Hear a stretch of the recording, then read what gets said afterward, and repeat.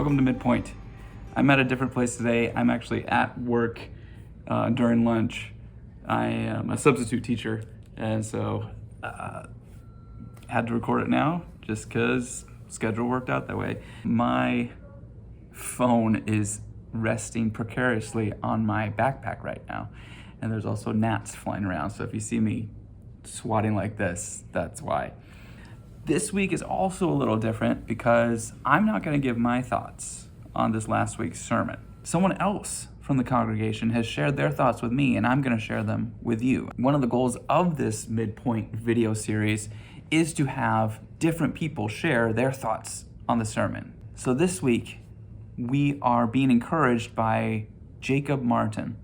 He sent some stuff to me, and I'm going to read it to you, and we'll all be encouraged. If you missed this last week's sermon, it is linked in the description of this video. Peace with God is greater than peace of mind. He says, I was at Dutch Bros the other day, and I ordered my new favorite drink, the cookie dough freeze. While I was there, I read this quote in giant letters on their wall. To be so strong that nothing can disturb your peace of mind. And I immediately thought of Jesus in the garden. Luke 22:44 says of Jesus, and being in agony, he prayed more earnestly, and his sweat became like great drops of blood falling down to the ground. Our pastor read this verse on Sunday. Have you ever stopped to think about how weird it is that Christ experienced agony? We don't typically think of agony as a Christ-like quality. Just like Dutch Bros, in our lives, we tend to avoid such uncomfortable feelings. We don't like to suffer agony. And as Christians, we know that in the next world, there will be no agony, no sorrow, no frustration or fear. None of the negative feelings, he put that in quotes, negative feelings that we don't like experiencing. But in a fallen world, sometimes these negative emotions are the correct and godly response to the bad things happening around us. In fact, Jesus modeled sorrow and grief. See Isaiah 53:3. Jesus got angry with the Pharisees. Matthew 23:33. He got frustrated with the faithless crowds. Matthew 17:17. And he experienced agony. In the hours before his crucifixion, Jesus experienced such agony, fear, and stress that Luke describes how the capillaries in his sweat glands burst, causing him to sweat blood. This is a moment where the most perfect human to ever walk the earth shows that he would have made a poor Dutch Bros employee. Sometimes when we are experiencing extreme negative emotions, we're tempted to think that we're doing something wrong or that we just don't have enough faith. We think that the spiritual life is a life of unwavering peace of mind. This is actually a worldly perspective and not a biblical one. Where we would avoid such feelings in order to maintain our peace of mind, Jesus didn't shy away from letting his peace of mind be shaken. You see, Jesus didn't come to show us how to find peace within ourselves, but to pay the price for us to have peace with God. Romans 5 says, therefore, since we have been justified by faith, we have peace with God through our Lord Jesus Christ. We rejoice in hope of the glory of God. Not only that, but we rejoice in our sufferings, knowing that suffering produces endurance, and endurance produces character, and character produces hope, and hope does not put us to shame.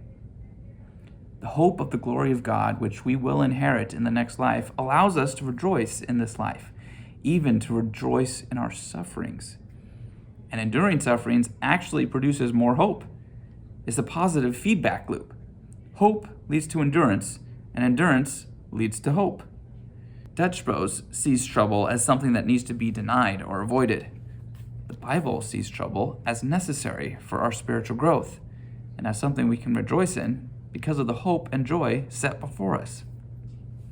Listen to how Hebrews 12:2 describes Jesus, the founder and perfecter of our faith, who for the joy that was set before him endured the cross, despising the shame, and is seated at the right hand of the throne of God. Jesus felt the agony. It was It was in real despair that Jesus cried out, my God, why have you forsaken me?" But in obedience, he also prayed, "Not my will, but yours be done." Jesus was able to endure suffering because of his hope that this would all result in his profound joy. His resurrection also gives us that same hope for joy at the end of our suffering, peace in the midst of agony. Compared to the salvation and hope found in peace with God, the Dutch Bros Creed seems like a one-dimensional parody of peace. It runs from trouble and from uncomfortable emotions into the comfort of shallow positivity.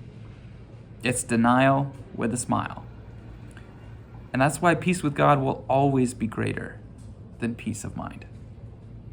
Great encouragement, Jacob. It is weird to think the emotions that we have labeled some of them as bad emotions: sadness, sorrow, agony. But Jesus himself experienced them. That was definitely worth looking into. Kind of changes our thought of when we go through trouble, when we go through bad emotions, hard emotions is probably a better term for it. They might be necessary for something. They were definitely necessary for Jesus to do something amazing. Maybe we have to endure those hard emotions so that we can do great things for God. Something to think about next time that you feel these negative emotions. Again, if you missed last week's sermon, it is linked in the description of this video. Let us know what you think, what you learned from this sermon, what you were encouraged by, something that sparked another idea in your brain.